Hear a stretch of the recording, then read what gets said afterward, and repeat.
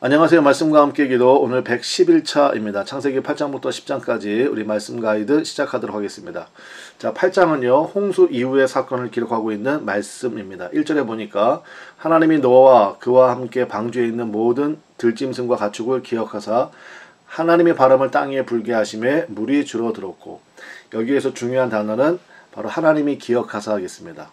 개역 한글판에는 권념하사 이렇게 되어 있는데요. 이 단어는 여러분 좀 알아두시면 좋겠습니다. 히브리어로 아즈카라라고 부릅니다. 아즈카라의 뜻은 뭐냐면 부분을 드렸는데 전체를 드린 것으로 간주해 주시는 것. 이게 아즈카라예요.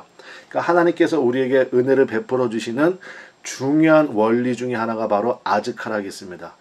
예를 들어서 이 아즈카라는 단어가 어디에 나오냐면 우리 출애굽기에 하나님께서 제정하시는 여러 제사법 가운데 곡식 가루로 드리는 소제가 있습니다.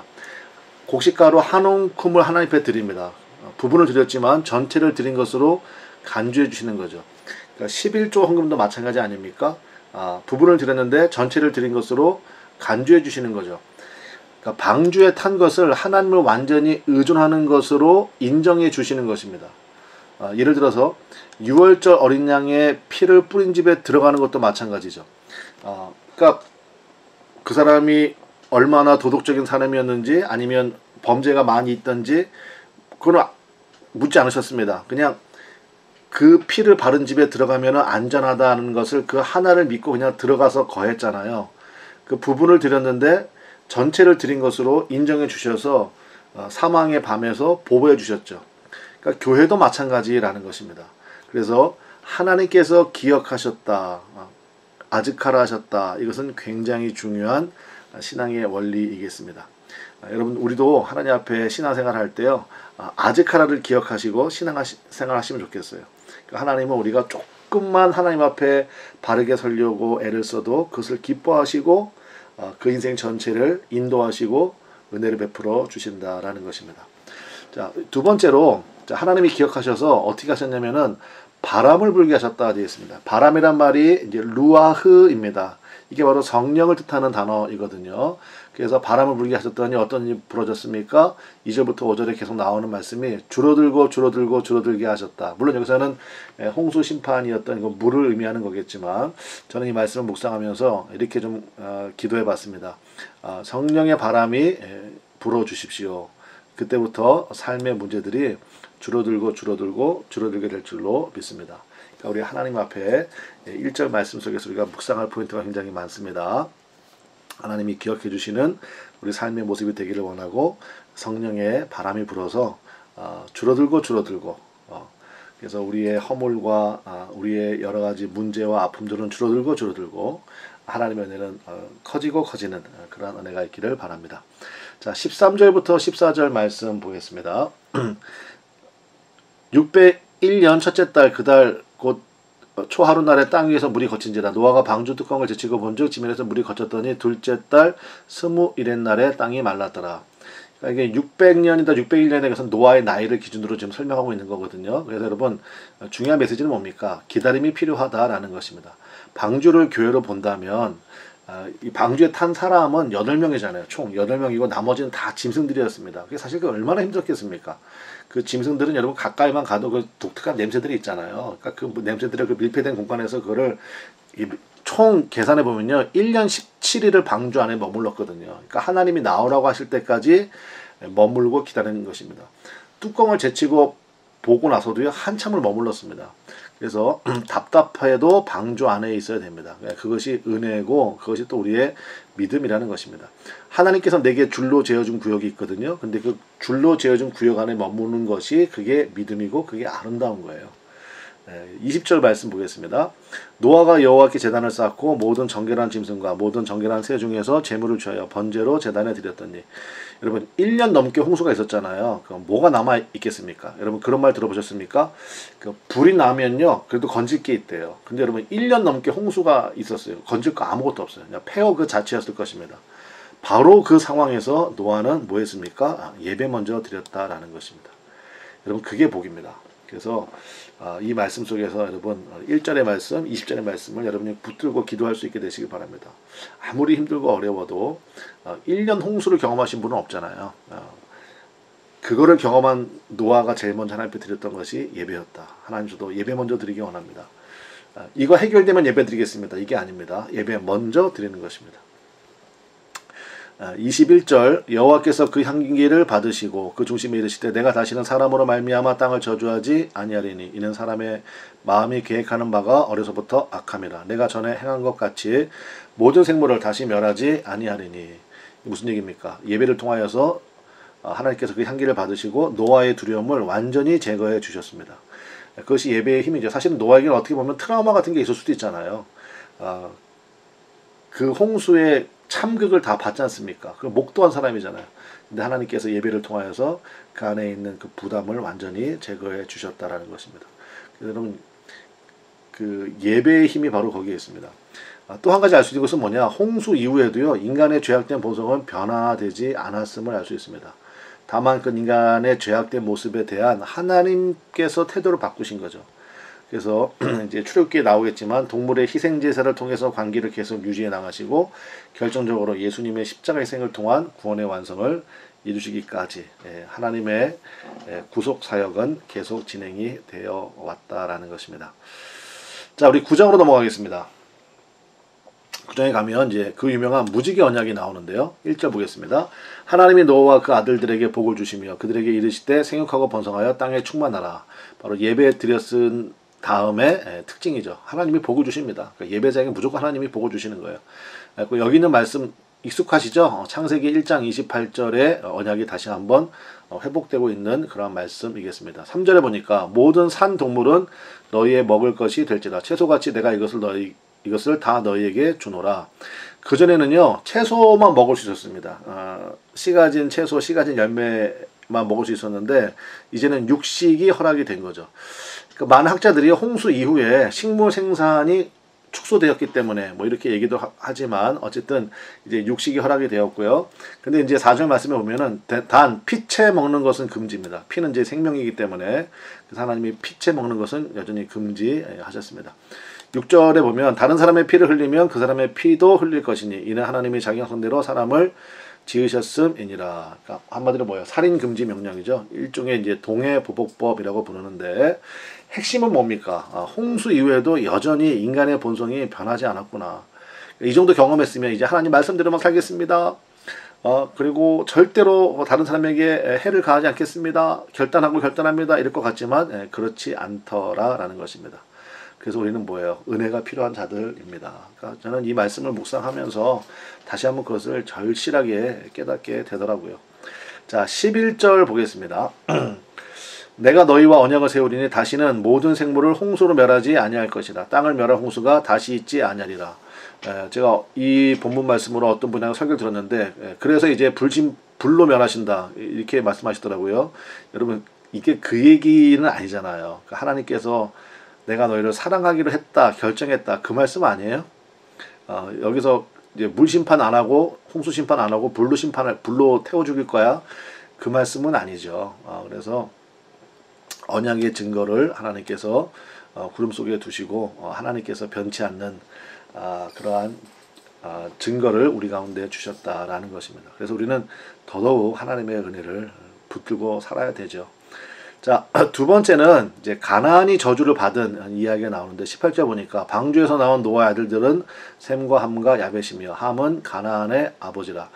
여기에 이제 복선이 하나 깔려 있죠. 셈, 함, 야벳인데 함은 가나안의 아버지라.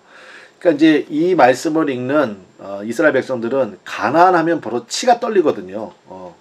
가나안으로 인해서 가나안의 대표적인 족속이 뭐 여부스, 블레셋 이런 족속들 아닙니까? 사사기 전체는 블레셋과의 전쟁이었잖아요. 그러니까 가나안 그러면 벌써 치가 떨리는데 그게 함의 후손들이구나. 여기서 이제 느낌이 팍 오는 거거든요. 왜 그렇게 됐을까? 자, 함이 가나안의 아버지임이 강조되고 있습니다. 그리고 10장에 가면 이제 족보가 나오는데 거기 주로 함의 족보입니다. 함의 족보를 통해서 함의 후손이 하나님을 대적하는 위치에 서 있음을 이제 미리 보여주게 되는 것입니다. 자, 21절.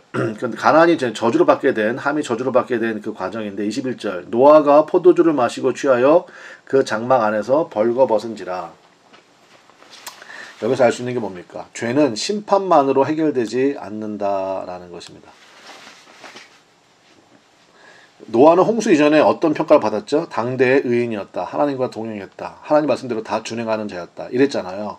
그러니까 노아가요, 고난의 시기는 믿음으로 잘 통과했는데 홍수 심판 이후에 하나님의 약속도 받고 평탄의 시기에 넘어지는 그러한 모습이죠. 그래서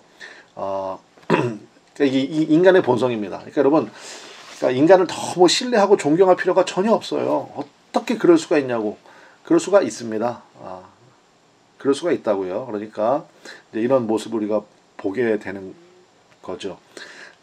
그리고 22절, 그러니까 우리는 은혜가 필요한 겁니다. 누구나 예외 없이. 22절 보겠습니다. 가나안의 아버지 함이 계속 이제 이게 강조가 되고 있죠. 가나안의 조상인 함이 그의 아버지 하체를 보고 밖으로 나가서 그의 두 형제에게 알리메가 이제 사실은 의도적으로 소문을 냈다라는 그러한 뜻이 있고요. 그 다음에 여기는 이제 여기서 얘기하기는 설교식이 아니니까 좀 그렇지만 여기에는 굉장한 그 완곡 어법이 굉장히 많이 쓰여 있습니다. 그러니까 굉장히 그냥 단순히 그냥 그거 보고 알렸다 이게 아니라요. 거기에는 굉장히 부적절한 그러한 완곡 어법들이 굉장히 있거든요. 근데 뭐 그걸 다 설명하려면 어쨌든 간에 이 함이 굉장히 의도성을 가지고 폭로하는 그러한 모습을 보게 됩니다. 23절 반대로 셈과 야벳이 옷을 가져다가 자기들의 어깨에 메고 뒷걸음쳐 들어가서 그들의 아버지 하체를 덮었으며 그들이 얼굴을 돌이키고 그들의 아버지 하체를 보지 아니하였더라. 여기 반복되는 표현이 뒷걸음쳐 덮었으며 얼굴을 돌이키고, 이 모든 말씀들이 함의 행동과 대조되고 있음을 우리가 알 수 있습니다. 즉 힘 주셨을 때요, 우리가 해야 될 일은 뭐냐? 허물을 덮어주는 거예요. 여러분 힘 주면요, 허물을 폭로할 수 있는 힘도 있습니다. 근데 허물을 덮어줄 수 있는 힘도 있거든요. 바로 그것이 하나님의 자손들의 모습이라는 것입니다. 또 그곳에 하나님의 약속이 머뭅니다. 이 말씀 묵상할 때 여러분 떠오르는 거 있으시죠? 허물을 덮어주는 그 원조가 누굽니까? 바로 하나님이시잖아요. 아담과 하와가 허물로 인해 벗었고 그 부끄러워할 때 하나님이 어떻게 하셨죠? 가죽옷을 지어 입히셨습니다. 그들의 허물을 덮어주셨다고요. 그러니까 우리가 하나님 믿는 사람이잖아요. 그러니까 우리의 삶의 모습도 마찬가지여야 된다는 것입니다. 그러니까 위하는 척 하면서 소문내는 경우도 굉장히 많아요. 이거 사실 내가 할 말은 아닌데 그러면서 하거든요. 안타까워서 하는 얘기인데 그거 다 안 돼요. 그러니까 하나님 제 입술에 성령의 불로 지져주셔서 은혜만을 말할 수 있게 하옵소서. 이것도 우리가 묵상 기도로 할 수 있겠습니다. 하나님 기뻐하시는 기도예요. 말씀 기도라는 게 그런 거죠.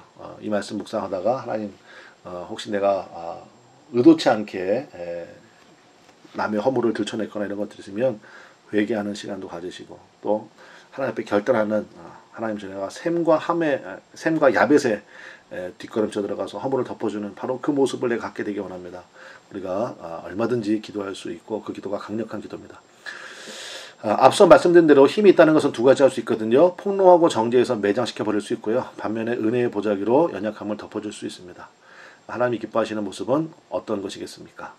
25절 보겠습니다. 이에 이르되 가나안은 저주를 받아 그의 형제의 종들의 종이 되기를 원하노라 하고 노아는 함의 후손 가나안에게 저주를 선언했습니다. 여기서 알 수 있는 게 뭡니까? 정리. 하나님은 신실하시다. 근데 인간은 여전히 실패한다. 그래서 은혜가 필요하다. 이제 그걸 알 수가 있죠. 자, 10장으로 넘어가겠습니다. 10장 가면 하나님을 대적하는 이제 앞서 말씀드린 함 계열의 족보가 이제 중심에 나옵니다. 그러니까 하나님을 예배하는 셈 계열의 족보는 11장에 소개가 되고요.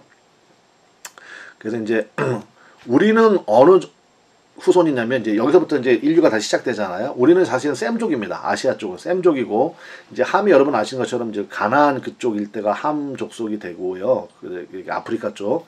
그다음에 야벳이 이제 그 터키 위쪽에 유럽 그 족보가 됩니다.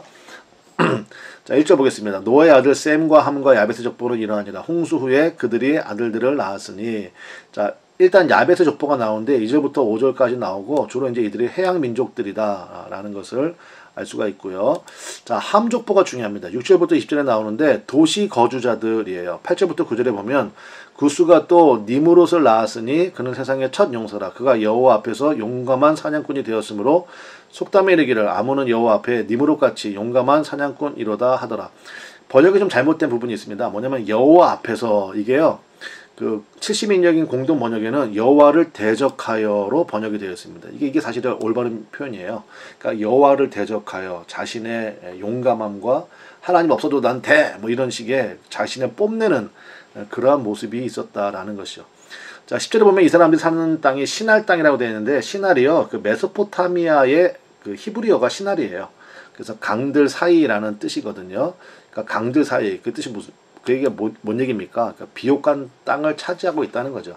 그러니까 항상 강이 있는 곳에 도시가 있잖아요. 한강이 있는 곳에 서울이 있고, 그 다음에 뭐 세느강 있는 곳에 파리가 있고, 또 라인강 있는 곳에 독일이 있고, 뭐 베를린이 있고, 뭐 그런 거 아닙니까? 그래서 어쨌든 강들 사이, 그러니까 가장 비옥한 땅에 차지했다. 그러니까 이게 결국 보여준 게 뭐냐면 자신들의 힘을 의지했다는 거예요. 자, 그다음에 이제 가슬림, 갑도림, 여기가 이제 블레셋의 기원이 되고요. 가나안 족속, 소돔, 고모라 족속 등이 다 함 계열이라는 것입니다.